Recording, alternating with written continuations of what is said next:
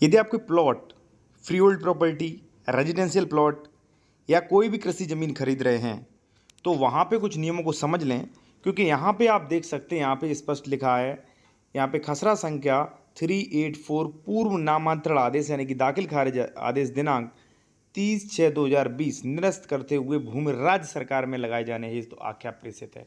यानी कि ज़मीन जो है वो राज्य सरकार में चली गई। ये काफ़ी लेटेस्ट ऑर्डर है, ठीक है, ये टाइप किया हुआ नहीं है। सेकंड है साथियों, यहाँ पे आप देख सकते हैं ये एक ऑर्डर दिया गया है छोटेलाल बनाम स्टेट ऑफ यूपी। यहाँ पे स्पष्ट कहा गया है कि विक्रय, देखिए यहाँ पे आप देख सकते हैं स्पष्ट लिखा है कि अगर आप सक्षम प्राधिकारी की अनुज्ञा यानी कि बिना परमिशन के निष्पादित विक्रय विलेख यानी कि बैनामा शून्य होगा। अगर मान लीजिए आपने 157 के नियमों का उल्लंघन किया तो आप नियमों को समझिए, कब आपको परमिशन लेना है, कौन अधिकारी आपको परमिशन देने होगा, और जब आप प्रॉपर्टी खरीद रहे हैं तो कौन कौन से आपको डॉक्यूमेंट्स चेक करने चाहिए। देखिए यहाँ पे आदेश, यहाँ पे एक म्यूटेशन और कैंसिलेशन हुआ है। यहाँ पे आप देख सकते हैं धारा 88, 89, 90, 97, 98, 98 के प्रावधानों का उल्लंघन नहीं हुआ के संबंध में वहाँ पे शपथ पर प्रस्तुत नहीं किया, इसलिए यहाँ पे देख सकते हैं अतः निरस्त किया जाता है वाद पत्रावली दाखिल दफ्तरों।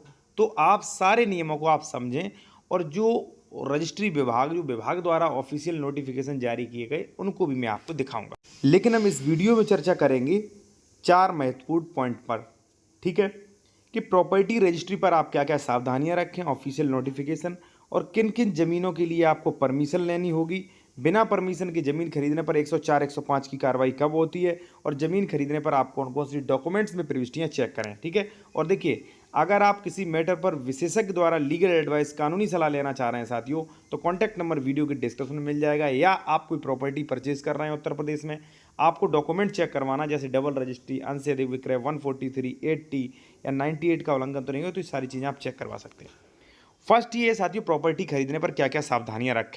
यहाँ पे आप देख सकते हैं साथियों, ये है नोटिफिकेशन। नोटिफिकेशन में सामान्य भाषा में आपको बता दूं, ये काफ़ी बड़ा हो जाएगा, कि वहाँ पे सिर्फ ये है कि जैसे मान लीजिए आप मुझसे प्रॉपर्टी खरीद रहे हो तो आप ये चेक करो कि मुझे प्रॉपर्टी कहाँ से प्राप्त हुई, जिस व्यक्ति से हमने परचेज़ की है उसे कहाँ से प्राप्त हुई थी, सारी रजिस्ट्री चेन, उसका म्यूटेशन, कोई इस पर कोर्ट ऑर्डर्स तो नहीं है, इस पर स्टे तो नहीं लगी है, ठीक है, इसका श्रेणी नंबर क्या है, खातेदार का वर्ग क्या है, इसका काटा संख्या क्या है, और वहाँ पे कितना हमारा शेयर है, मैंने किसी को प्रॉपर्टी बेच तो नहीं दी, अंश से अधिक विक्रय तो नहीं कर दी, 143, 80 लोन आदि आप चेक करें।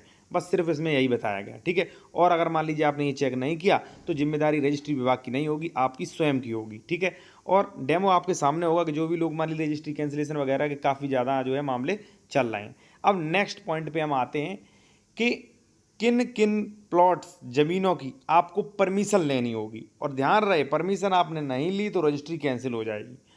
पहला है साथियों, एससी कैंडिडेट के संबंध में। अगर आप मुझसे प्रॉपर्टी खरीद रहे हैं, मैं एससी कैटेगरी का व्यक्ति हूं, तो सेक्शन 98 यूपीआरसी स्पष्ट मेंशन करता है साथियों कि अगर आप किसी एससी कैंडिडेट से अगर मान लीजिए कोई प्रॉपर्टी खरीद रहे हैं, प्लॉट खरीद रहे हैं, या मान लीजिए आप कोई कृषि की ज़मीन खरीद रहे हैं, ऐसी कंडीशन में अगर लगान खुला हुआ है तो वहाँ पे आपको कलेक्टर द्वारा सेक्शन 98 में परमिशन लेनी होगी। अगर आपने परमिशन 98 में नहीं ली तो यूपीआरसी सेक्शन 104 और 105 में कार्रवाई होगी, और उस कार्रवाई में जो भी आपने ज़मीन खरीदी है वो, उस पर जो भी सुधार, मान लीजिए आपने कोई वहाँ पे पेड़ पौधे लगाए हैं या अन्य कोई सुधार किए, वो भी राज्य सरकार में निहित हो जाएंगे। काफ़ी लोगों को ऐसे नोटिफिकेशंस आ रहे हैं। तो फर्स्ट तो यहाँ परमिशन लेना है।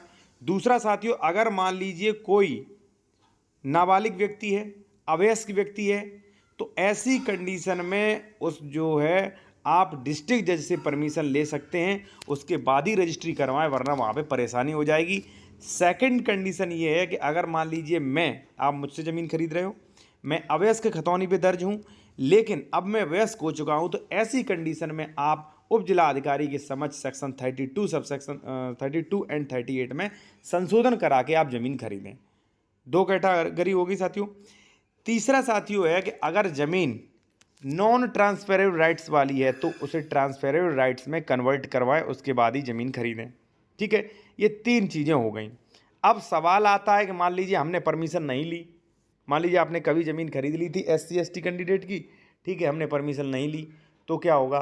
तो साथियों होगा ये, जैसा कि मैंने बता चुका हूँ अभी, कि यूपीआरसी सेक्शन 104 और 105 ये इसीलिए बनाए गए हैं कि अगर मान लीजिए आप 98, 99 का उल्लंघन करते हैं तो इन सेक्शंस में कलेक्टर को ये पावर दी गई है कि भाई वो पूरी ज़मीन उठा के राज्य सरकार में निहित कर सकते हैं और वहाँ पे उसमें जो भी सुधार है, जो भी आपका बोरिंग्स वगैरह हैं, उस पर जो भी आपके पेड़ पौधे हैं वो भी राज्य सरकार में निहित माने जाएंगे। ठीक है, तो परमिशन लेने पर न लेने पर ये होगा, अगर मान लीजिए अवैध से ज़मीन खरीद लिया तो वो रजिस्ट्री कैंसिल हो जाएगा। ठीक है, तो ये वहाँ पे आपके नुकसान हैं अगर आप परमिशन नहीं लेते हैं तो। ठीक है, ज़मीन खरीदने पर कौन कौन से डॉक्यूमेंट्स प्रविष्टियाँ आपको चेक करनी है साथियों, इसलिए मैं आपको बता रहा हूँ कि आजकल काफ़ी धोखाधड़ी हो रही है। ठीक है, आपको पता नहीं चलता कि इतनी धोखाधड़ी हो रही है, कहीं बिना म्यूटेशन के, कहीं असंक्रमणी ज़मीन की रजिस्ट्री हो रही हैं। ठीक है ना, कहीं मान लीजिए बेच दी ज़मीन, उसके पास इतना शेयर ही नहीं बचता है और उसने रजिस्ट्रियाँ कर दी, कहीं एक ही ज़मीन की 2 बार रजिस्ट्री कर दी, लोन जिस पे ज़मीन पे वो कर दिया। ठीक है ना, या स्टे है उस पर मान लीजिए कोई केस चल रहा है फिर भी रजिस्ट्रियाँ कर दी। तो इन सब से बचने के लिए हम क्या करें?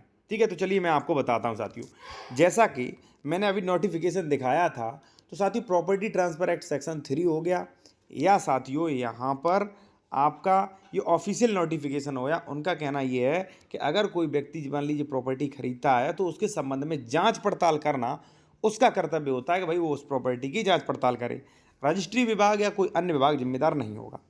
तो अब जांच पड़ताल क्या करें साथियों? सबसे पहले फर्स्ट क्या है कि अगर आप किसी व्यक्ति के पास जा रहे हो तो उसके पास वो ज़मीन कहाँ से आई वो प्रूफ लें आप।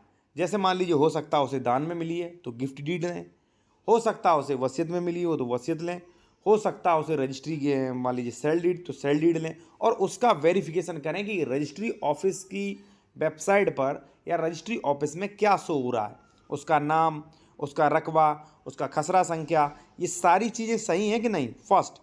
सेकंड है, अगर सारी चीज़ें सही हैं तो उस रजिस्ट्री का म्यूटेशन हुआ है कि नहीं, सेकंड म्यूटेशन चेक करें, म्यूटेशन में कोई नाम गलत तो नहीं, कितना रकबा है, क्या क्षेत्रफल है, वो चीज़ें चेक करें।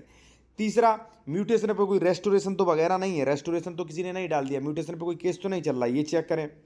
फोर्थ, ये चेक करें उस खतौनी में कोई केस है, श्रेणी नंबर, खातेदार का वर्ग, ये सारी चीज़ें चेक करें।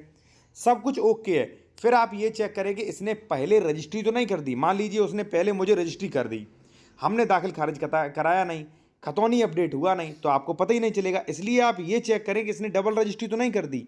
ठीक है, उसके बाद आप ये चेक करें साथियों कि जैसे हमने 2000 स्क्वायर मीटर ज़मीन खरीदी तो इसने अभी तक कितनी बेची, 4000 तो नहीं बेच दी, 2000 खरीदी 4000 बेच दी। अब आप कहेंगे ऐसा कैसे हो सकता है, ऐसा हो रहा है भाई। ठीक है, तो इसने 2000 स्क्वायर मीटर खरीदी, 1400 बेची, कितनी बेची वो कैलकुलेशन करें, लोन तो नहीं है, सेक्शन 98 का उल्लंघन तो नहीं है, सारी चीज़ें आप चेक करें। और देखिए, अगर आप किसी मैटर में विशेषज्ञ द्वारा कानूनी सलाह या कोई डॉक्यूमेंट चेक करवाना चाह रहे हैं तो कॉन्टैक्ट नंबर वीडियो के डिस्क्रिप्शन में मेंशन किया गया है साथियों।